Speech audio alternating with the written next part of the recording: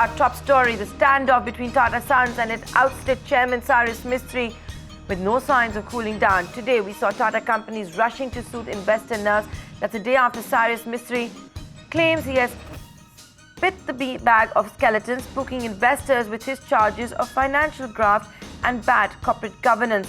Both the market and Mistry wait for the salvo from Tata Sons, and in the meantime, stocks bore the brunt of the street.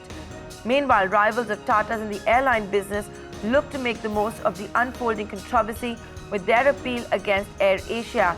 ET Now continues to be on the top of every development, getting you fresh insider details, one every 3 hours.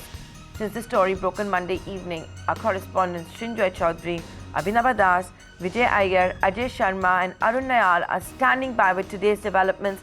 And of course, what you're seeing on your screens are the latest clarifications coming in from Tata Motors, saying that business product strategies have always been approved by the board, clearly reacting to what Cyrus Mistry had said in his letter yesterday, as well as the information that has been sought from the stock exchanges and how accounting policies are presenting a fair and true value. Of course, talking about that huge write-down that Cyrus Mistry had written about. Shinjo, I'm going to come to you first. You're picking some information from inside the Ratan Tata camp on why Cyrus Mistry was ousted. Cyrus Mistry was removed not because of any one reason. There wasn't one particular reason why he was removed. Basically, the board and everyone concerned saw him for about 4 years, and they felt that he wasn't the kind of leader that Tata Sons needed as chairman. They wanted a specific kind of leadership which Cyrus Mistry, everybody felt, was not being able to provide. So there was not one reason, not one particular reason at all. In fact, it was felt that Tata Sons needed a kind of a leader, and Cyrus Mistry, despite being decent, despite being a good man, despite being hardworking, did not make the cut as far as leadership issues were concerned. It also has to be said that Cyrus Mistry was requested to resign by the board. It was felt that this could be done in a different way, but because he refused to resign, he was removed. Again, what we have heard from our sources is that yes, the removal could have been done at a different time. It could have been done differently. But regardless of that, this is something that cannot be done gently. You are either there as chairman or you're not there as chairman. And in this case, he was not going to be there as chairman, so it was done as simply as it could. Yet again, we hear again and again, it could have been done differently. In a sense, it could have been done later or earlier, and it could have been done in a different way, but he surely had to be removed. The third thing, of course, very importantly, is the fact that he continues to be chairman of Tata Steel and Tata Motors and other Tata companies. But even here, these are non-executive posts. So if it's a non-executive post, he does not have to resign immediately. Yes, certainly, what we have heard from our sources, he is expected to resign.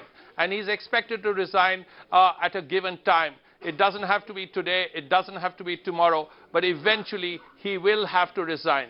He had to resign as chairman Tata Sons, or he was removed as chairman Tata Sons, because it was an executive position and he had to be removed. But he is non-executive, and this can be done at any given time. Over to you. Right, so that's Shinjoy's information about how Ratan Tata, the board of Tata Sons, felt that Cyrus Mistry just didn't cut it when it came to becoming a leader, to being a leader, and he will be resigning, maybe not today, maybe not tomorrow, but in the days to come, from all the various Tata companies. Let's discuss that a little more. So like Shinjoy was pointing out, the Tata Sons board may have ousted Cyrus Mistry as chairman, but the group is now finding itself in a very peculiar situation where Cyrus Mistry continues to be the chairman and the head of all the listed entities of Tata Group. So I'm going to now go across to my colleague Vijay Ganeshan Iyer. He's standing by with this developing story. Vijay, Srinjoy is saying Cyrus Mistry will resign, maybe not today, but maybe not tomorrow, but he will.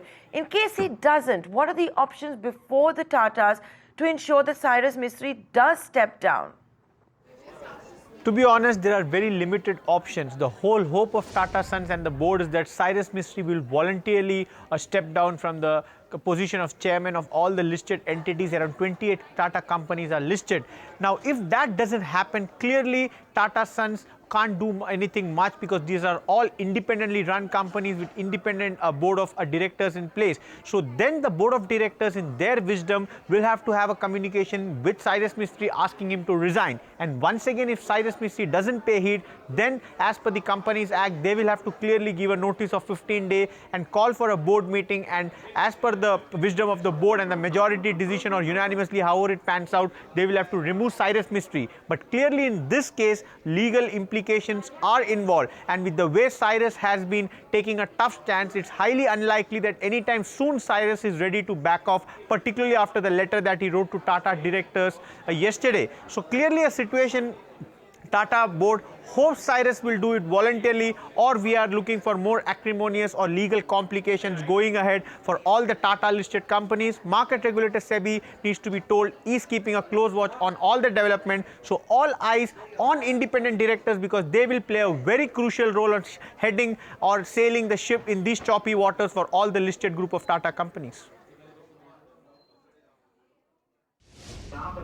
Okay, so that could be perhaps the situation you'll see if Cyrus Mistry doesn't step down as a chairman from the various Tata group of companies. I'm going to now come across to you, Abhinaba. You know, when the day we heard Cyrus Mistry was forced out of the board of Tata Sons, or rather forced out from being the chairman of Tata Sons, one of the big reasons being attributed for, if I may call it, the boardroom coup, was Cyrus Mistry's handling of the Docomo case. You had a situation where there was an international arbitration award which Tatas still had not paid, and there were some allegations, some people saying that Ratan Tata was very upset at how Cyrus Mistry handled this entire affair, and it was looking as if, you know, Cyrus Mistry was looking to blame the entire situation on Ratan Tata. You're picking up exclusive information how we've seen a telecon, there has been a telecon between the head of NTT Docomo as well as Ratan Tata himself. What exactly are you picking up? You are right. In fact, the way the Docomo issue was handled, that proved to be a breaking point for Cyrus Mistry when it comes to his dealings with Tata Sons. In fact, what we understand is on Monday, after Ratan Tata took over as the interim chairman of Tata Sons, he received a call from the CEO of Docomo. What we are given to understand is that the Docomo CEO requested Ratan Tata to look into the long, bitter dispute that the two companies have been engaged in for quite a while now. We've been given to understand that Ratan Tata assured the Docomo CEO and other top officials that he would look into the dispute, he will try to find a middle ground. What we have also been told is that the officials of both the companies are likely to meet soon to find out a way out of this mess, because this has been going on for a long time, and more importantly, it's also sullying Tata's image globally. What we have been given to understand is on the 22nd of October, Cyrus Mistry did have a meeting with the Docomo CEO and other top leaders. And what happened in the meeting was not very good for the Tatas. In fact, it was completely fruitless. The two sides could not reach any agreement about how to go about it. So in that sense, there are very clear indications that with Ratan Tata coming in as the interim chairman, there are possibilities that the two sides could again be back on the table. They would look at ways to end the dispute. What we are given to understand is that Docomo could well find a way out of the kind of international cases that are going on against the Tatas, and the Tatas could back the Docomo plea for the payments that have to be made. Because we need to mention here that post 2014, when Docomo wanted to get out of the joint venture, by then the RBI norms when it comes to forex payments at a predetermined price,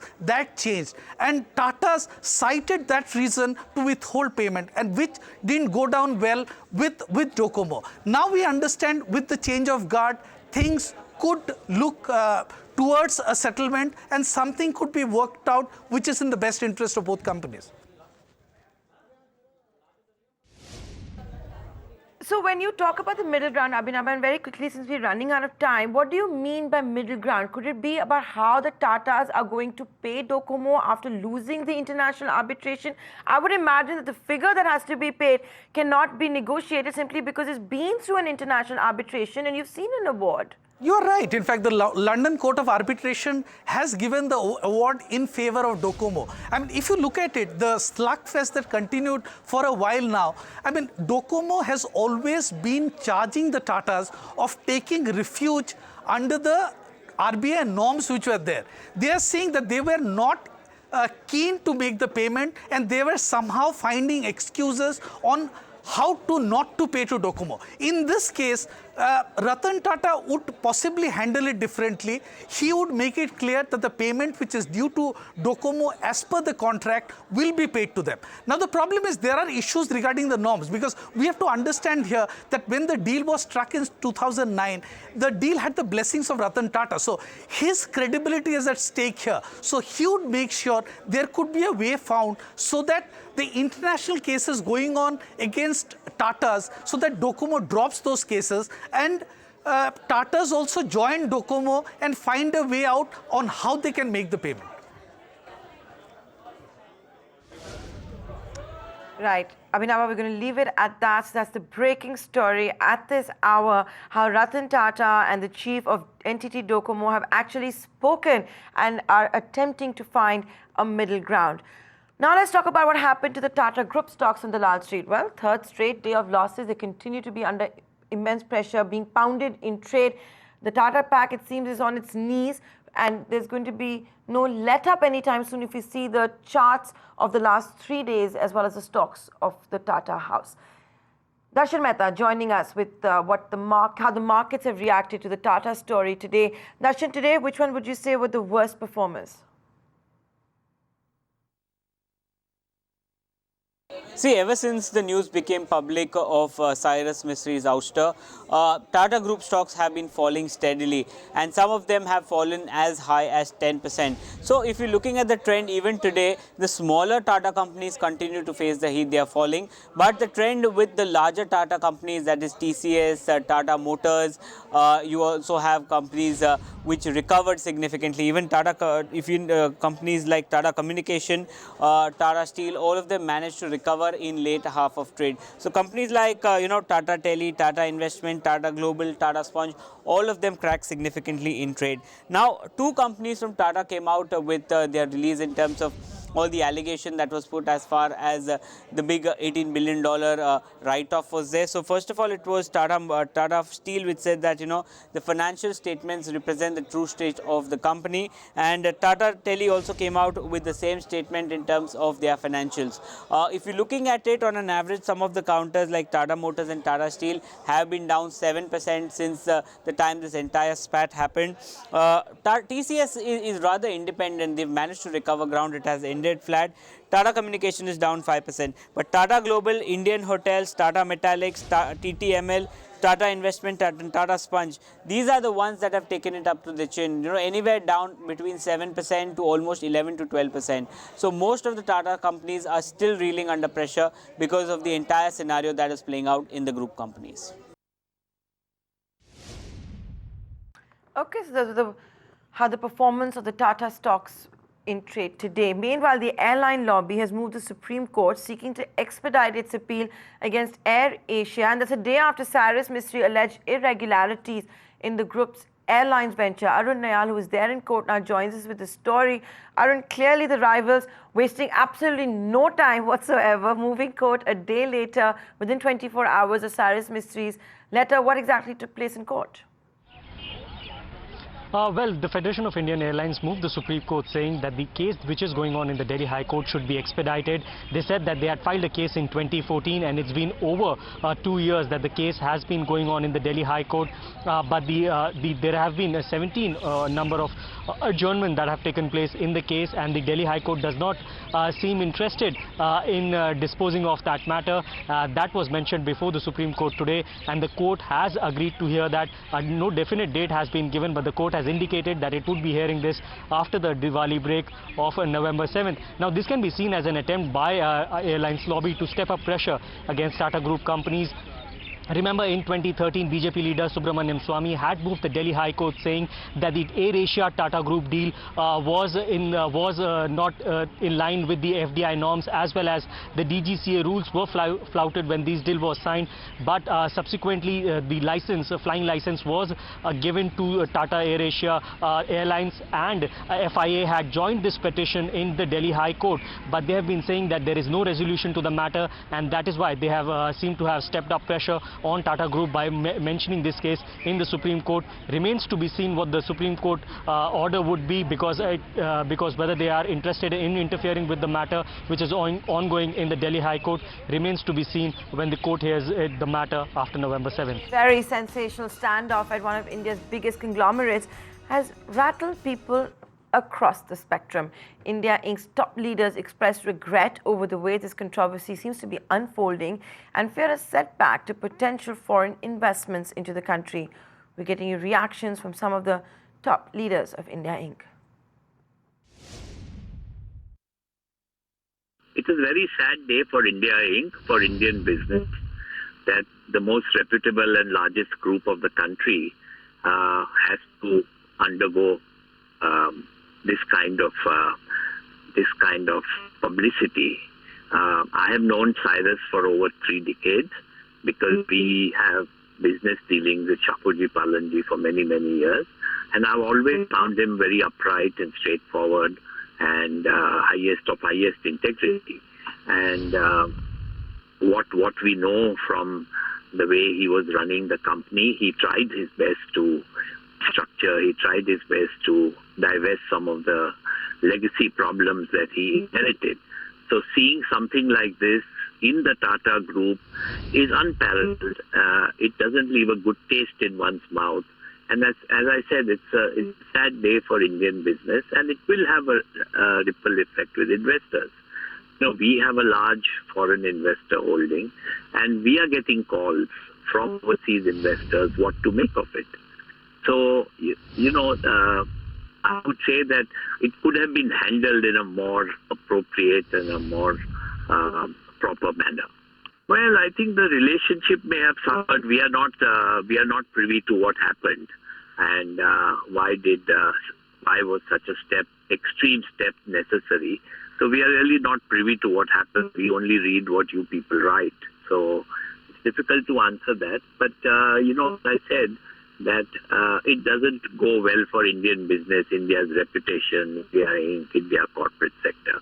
Because, similar things one has never heard of in large companies. And it's the first time I have seen this kind of abrupt removal of a chairman, despite, according to me, he was doing a reasonable good job. I think it won't impact corporate India as such. It's an internal matter of the Tata Group. And obviously there's been some issues there which we don't even know the full facts about, which only the board of Tata Sons would know as to what happened. So it would not, I think, be appropriate or even possible for me to even try and comment on that, because it's their internal matter. We were not a company which thought it had the capability even of trying to make a nano in that price. So we would never have tried it. So the question of continuing or scrapping wouldn't have arisen in our case. But Mr. Tata, it was so a laudable Mr. step. Tata had a very laudable object in making the nano, because he wanted to provide an alternative means of transport which was safer and more comfortable.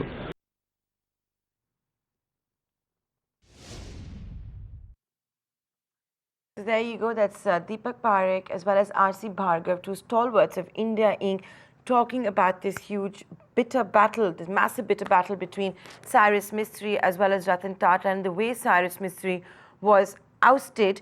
Now, earlier in the day, you also saw Tata Motors come out with this clarification to the stock exchanges, reacting to what Cyrus Mistry claimed just yesterday on financial irregularities, financial graft. And this Tata Motors, a listed company of course, says our business and product strategies, operations and financial performance are reviewed and approved by the board periodically. Our accounting policies as prescribed and are appropriated to present true and fair value, reviewed by the audit committee, and its presented in our annual financial statements.